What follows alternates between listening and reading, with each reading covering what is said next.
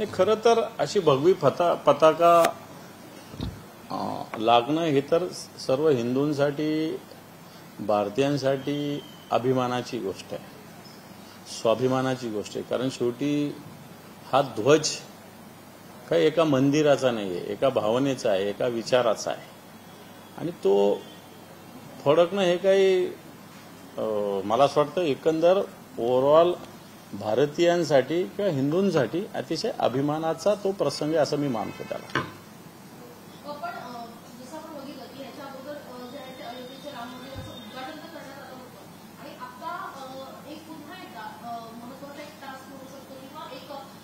Event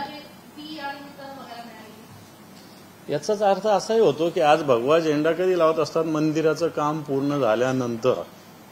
आता गावागावात आम्ही जात असतो, 3-4 दिवसाचा एक आठवड्याभराचा आम्ही कार्यक्रम घेतो, मंदिर बांधलं जातं, मग त्याच्यावर भगवा शेवटचा कार्यक्रम असतो भगवा फडकवणं. याचाच अर्थ की आधी जे मंदिराचा जो केला होता तो फक्त एक इव्हेंट त्यांनी केला होता.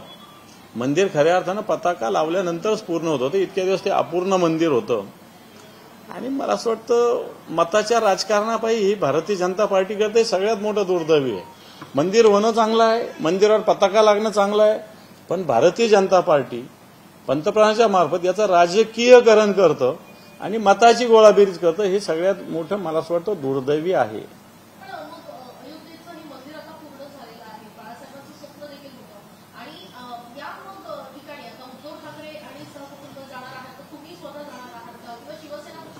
हे पहा, प्रभू श्रीराम हे या हिंदुस्थानी जनतेच्या हिंदूंच्या मनामनात आहे, रोमारोमात आहे, या मातीच्या कणाकणात आहे.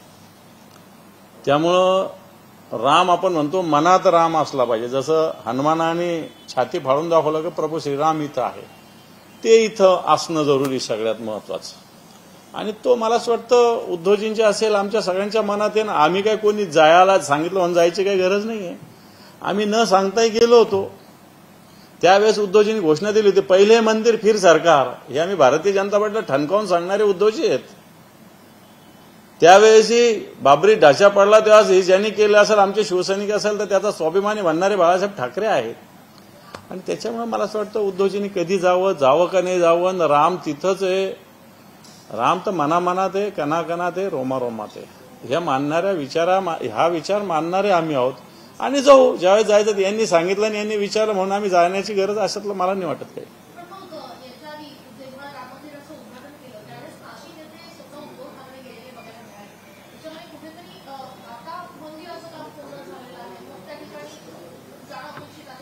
हे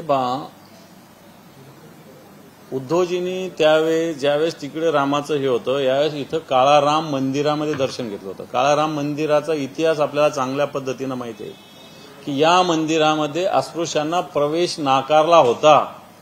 त्याच्या विरुद्ध संविधान निर्माते डॉक्टर बाबासाहेब आंबेडकरांनी संघर्ष केला होता आणि इथं अस्पृश्यांना प्रवेश द्यायला भाग पाडलं होतं. तो विचार घेणारं आमचं हिंदुत्व आहे, लक्षात ठेवा. प्रबोधनकारांचं हिंदुत्व, बाळासाहेब ठाकरेंचं हिंदुत्व. त्यामुळे उद्धवजींनी रामाच्या मंदिरात जाऊन दर्शन केलं.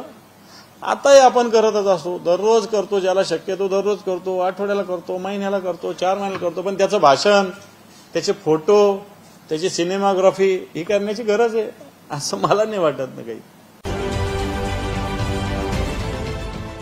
देश विदेशातील प्रत्येक घडामोडींचे लाईव्ह अपडेट मिळवण्यासाठी आता साम टीव्हीच्या सर्व सोशल मीडिया प्लॅटफॉर्मला लाईक, फॉलो आणि सबस्क्राईब करा.